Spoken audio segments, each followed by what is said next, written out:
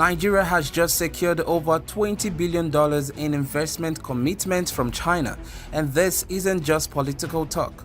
According to Joseph Tegbe, China-Africa collaboration is on the front burner in Changsha, China, as private sector players in China and Africa meet to strengthen trade ties. China just pledged a staggering $20 billion to Nigeria, Africa's biggest economy, and this is no ordinary investment. It's a game changer that could rewrite the rules across the continent. From food security to energy and industry, everything is set to transform. How did this historic deal go down? Why is the whole world watching Nigeria like never before? Watch closely, because this could reshape the future. Let's dive in. Chapter 1. The $20 billion Bombshell. On July 18, 2025, Joseph Olusegunkanmi Tegbe, the Director General of the Nigeria-China Strategic Partnership, dropped some big news. China is pledging over $20 billion in fresh investments for Nigeria. This isn't some distant dream or a vague plan. They're starting projects this year in key sectors like agriculture, mining, steel, energy, and automotive manufacturing. Now, why is this so huge? First, $20 billion is enormous, especially for a single-country partnership in Africa. It's the kind of funding that can light up industries, create millions of jobs, and turbocharge the economy. Tegbe even called it Nigeria's industrial leap, and many analysts are already labeling this the beginning of Africa's biggest industrial transformation in decades.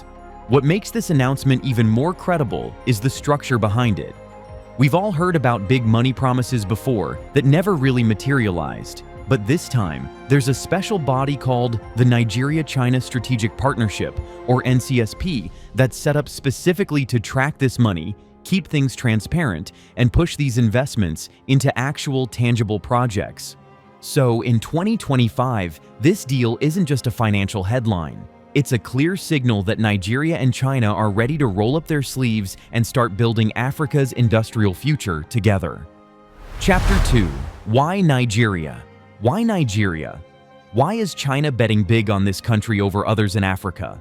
Well, Nigeria is no ordinary African country. It's the largest economy on the continent and home to over 220 million people.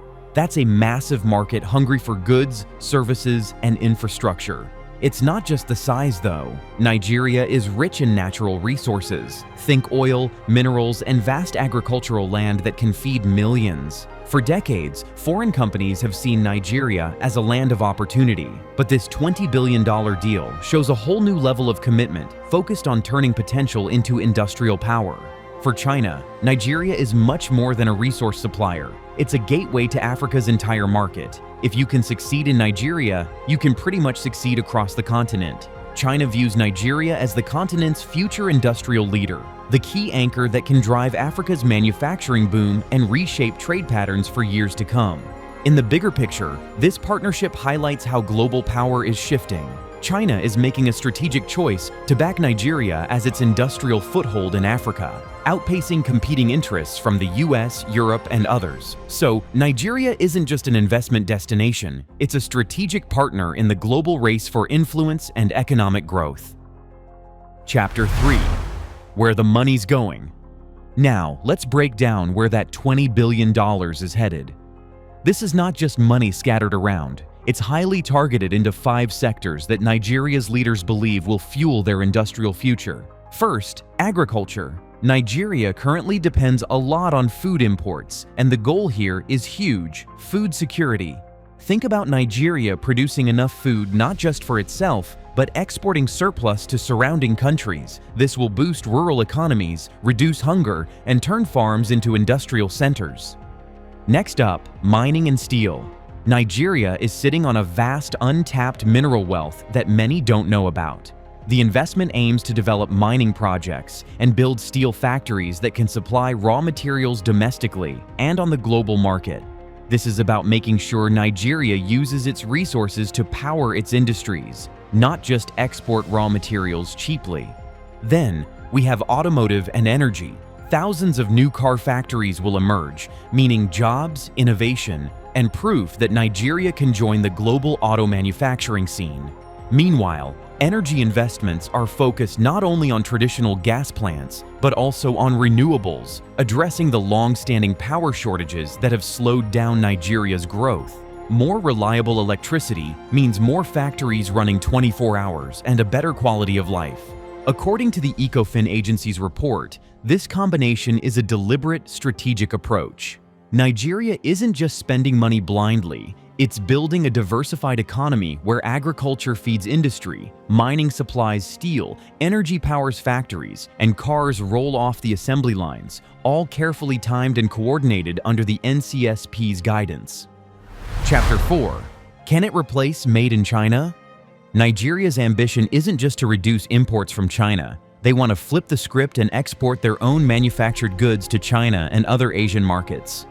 Think about that for a second. For decades, Africa has mostly supplied raw materials to China and imported finished goods. This deal aims to build high-value supply chains that can let Nigerian-made food, cars, steel, and more enter Asian markets.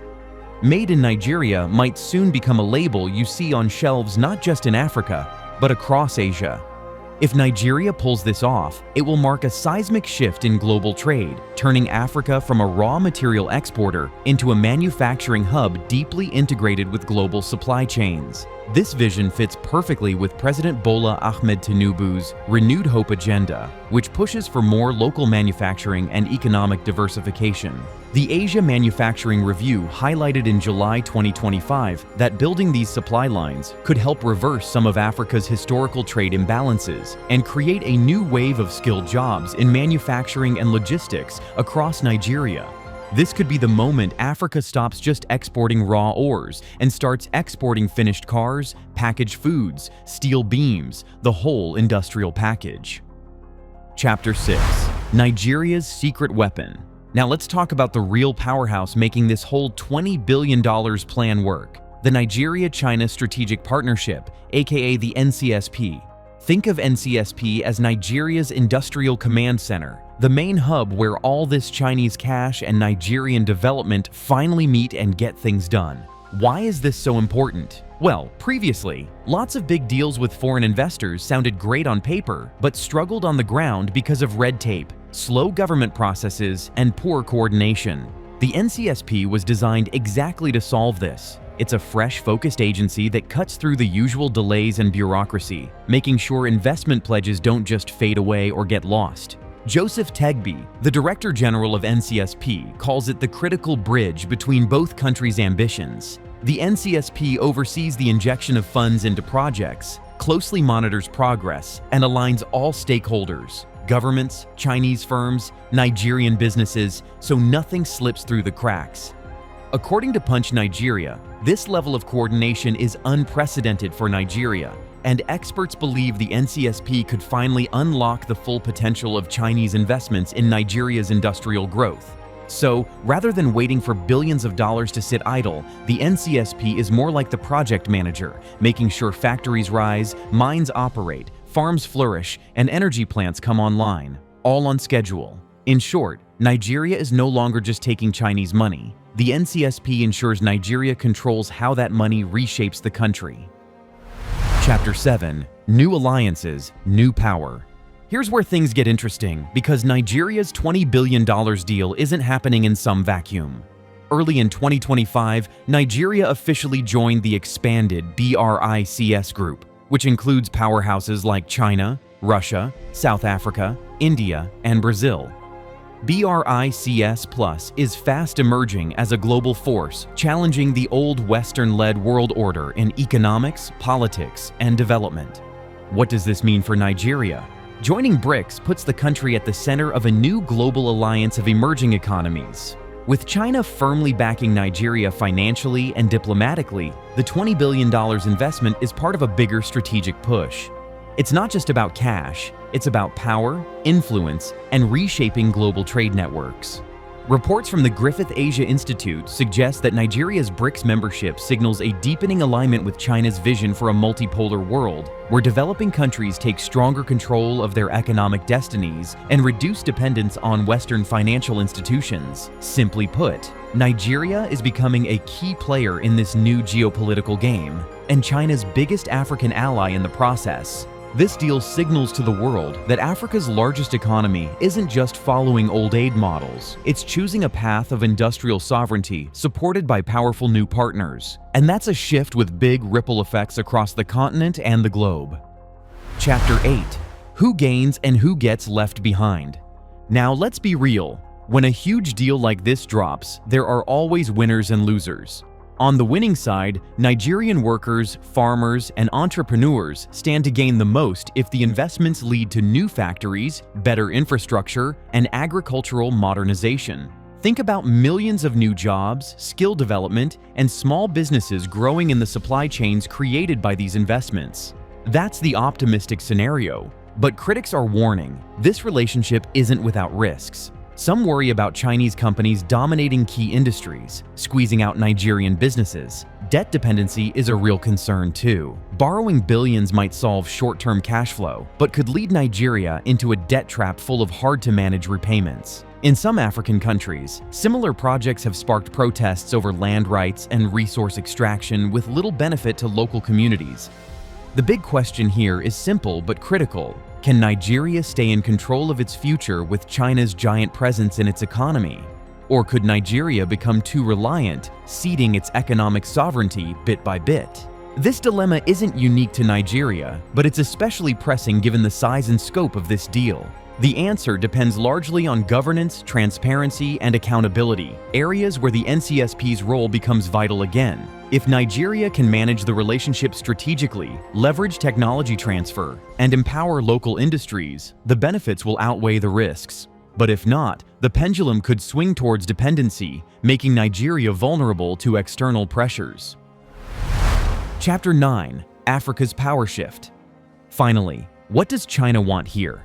Make no mistake, these $20 billion is just the opening move in China's grand strategy for Africa. By investing in Nigeria's agriculture, mining, steel, energy, and automotive sectors, China secures much-needed access to critical raw materials and new markets to fuel its industries. It's a two-way street.